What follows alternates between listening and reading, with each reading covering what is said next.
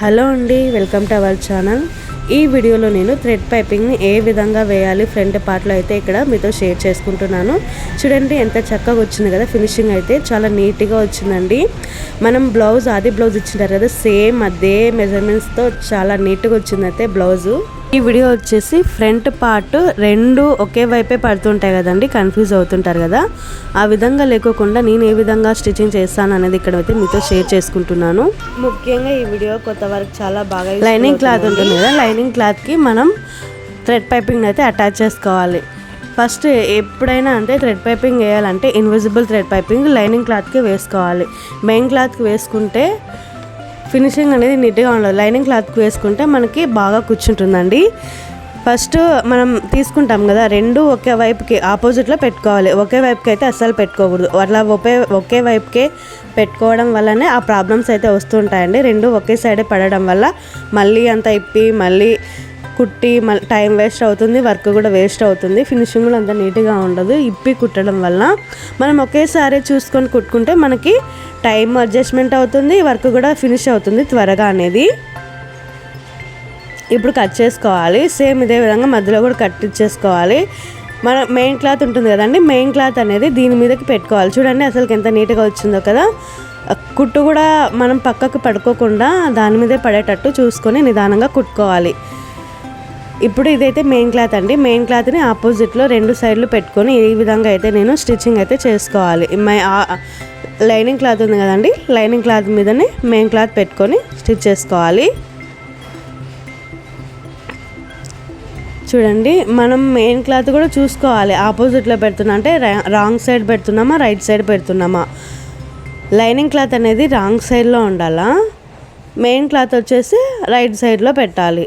First right సైడ్లో main cloth పెట్టాలి, మళ్ళీ లైనింగ్ క్లాత్ రాంగ్ సైడ్లో పెట్టాలి.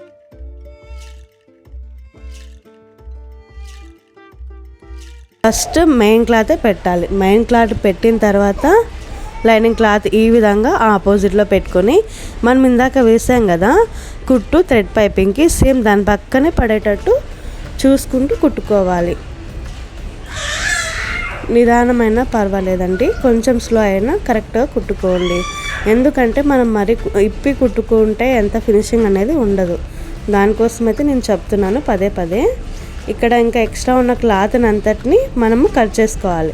నేను ఇంకొకసారి ఇక్కడ చూసుకుంటున్నాను, ఏమన్నా క్లాత్ పక్కన పడిందా.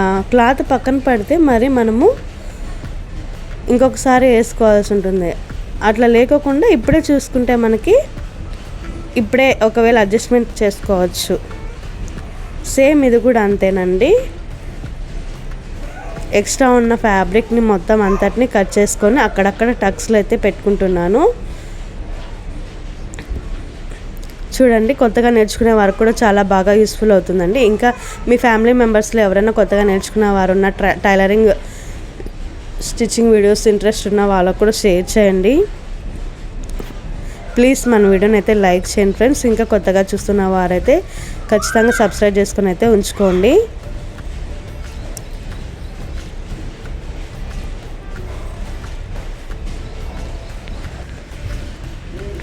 చూసుకొని మొత్తం అంతా ఇంకొక కుట్టు వేసేస్తున్నాను ఇక్కడ, ఎందుకంటే ఫినిషింగ్ అనేది నీట్గా ఉంటుందనేసి ఇక్కడ ఇంకొక కుట్టు వేస్తున్నాను. ఇది ఆప్షనల్ అండి, వేస్తే వేసుకోవచ్చు, లేకుంటే అట్లనే వదిలేయచ్చు. ఇంకా సైడ్ మొత్తం మెయిన్ క్లాత్ని తర్వాత లైనింగ్ క్లాత్ని అంతా జాయింట్స్ అయితే చేసేస్తున్నానండి. ఎక్కడే కానీ మనకి క్లాత్ అనేది లేకుండా మొత్తం అంతా ఇది గమ్ముతో అయినా కూడా అటాచ్ చేయొచ్చండి. ఇప్పుడు నాకు ఈ క్లాత్ అనేది మందమే ఉంది కదా, అంటే మనకి క్లాత్ అనేది స్టిచ్చింగ్ చేసుకోవడానికి ఈజీగా ఉంటుంది. గమ్ అయితే పల్చాగా ఉంటాయి కదా, సల్పాగుంటాయి క్లాతులు, వాటికైతే జార్జెట్ సారీస్కి వాటికైతే చాలా బాగా యూస్ఫుల్ అవుతుందండి. గమ్ము వేసుకొని మనం ఈ విధంగా కుట్టుకుంటే సరిపోతుంది. ఈ క్లాత్ ఏం లేదు అలాగా, కొంచెం బాగా ఫ్యాబ్రిక్ అనేది మందమే ఉంది కాబట్టి మనము ఈజీగా కట్ చేసుకోవచ్చు, ఈజీగా మనం స్టిచ్చింగ్ కూడా చేసుకోవచ్చు.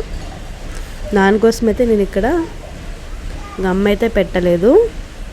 సేమ్ ఇది కూడా అంతేనండి. ఇంకా సేమ్ దానిలాగే ఇంకొక కుట్టు వేసేసుకొని దీని మీద మొత్తం మెయిన్ క్లాత్ని లైనింగ్ క్లాత్ని అటాచ్ చేసేస్తాను.